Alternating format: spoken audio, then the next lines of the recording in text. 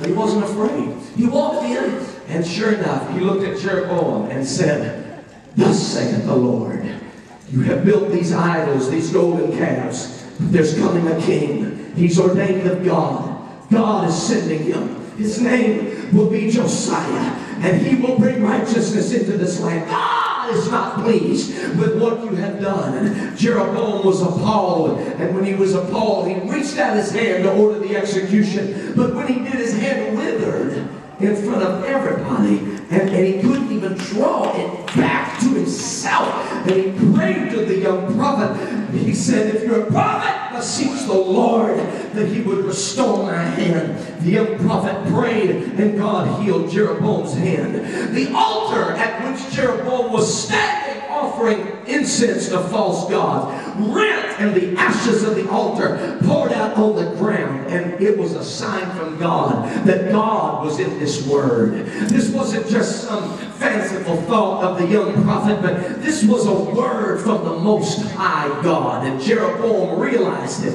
And when Jeroboam realized it, he said this. He said, "Come to my place. Come back to the palace with me. Sit down. I'll treat you to the finest of foods. And I want you to talk to me more about this King Josiah that is coming."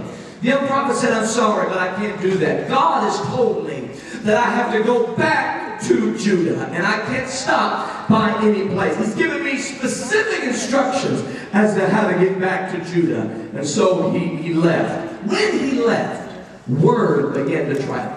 Rumors began to spread. Folks began to talk about the fact that a young prophet had just rocked King Jeroboam's world, had just spoken to him a word from the Lord, had given him a direct statement from God, hot off the press. And so as word began to spread, it reached the ears of an old prophet who never liked those golden calves anyway. He was uncomfortable with the whole notion of calves in Bethel and in Dan. He was one who wanted to go all the way back to Jerusalem. And he was so intrigued by this young prophet who had come on the scene and prophesied to King Jeroboam that the old prophet said, "Somebody take me to him. I want to find out where he is, where he comes from, and more about this King Josiah." Sure enough, they found the young prophet sitting under the shade of an oak tree.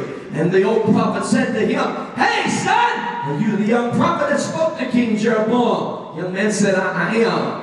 The old prophet said, "I want you to come to my place and talk to me more about this king. I'm excited to hear about it." He said, "Oh, I'm sorry, sir, but I can't do that. God has told me I must go back to Judah." The old prophet said, Hey, wait a minute. What's wrong with my place? Nothing wrong with my place. And I'm a prophet too, and God said, it'll be fine for you to go. Listen, there's a reason why God gives you some personal convictions. There's a reason why God gives you some things that you know you shouldn't be a part of. Because God understands that there is an adversary out there. And God knows the location of the adversary. And when he gives you specific instructions, it may not be all the time something that makes sense to you, but you better obey the instructions because God is trying to keep you out of the path of your adversary.